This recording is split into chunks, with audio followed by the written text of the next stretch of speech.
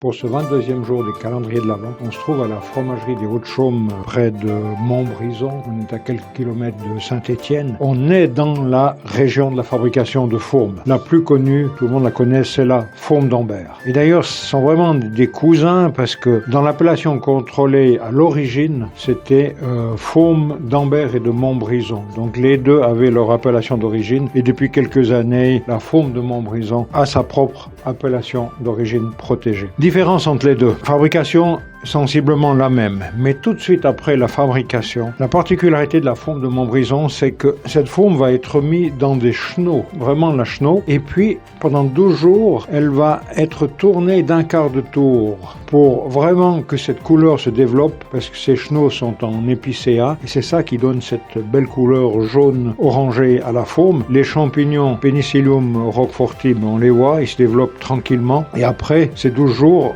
la fourme de Montbrison est déposée de nouveau sur une planche en épicéa d'abord pour faire des trous. Vous savez que pour faire un fromage bleu, eh bien, il faut qu'il y ait des trous à l'intérieur pour que le Penicillium roqueforti puisse se développer. Donc, on fait des trous et avec ça, l'air va pouvoir s'infiltrer et le champignon va pouvoir se développer, des fois irrégulièrement, des fois il y en a plus, des fois il y en a moins. Si gustativement, je devais comparer entre la fourme d'Ambert et la fourme de Montbrison, je dirais que la fourme de Montbrison a plus de finesse.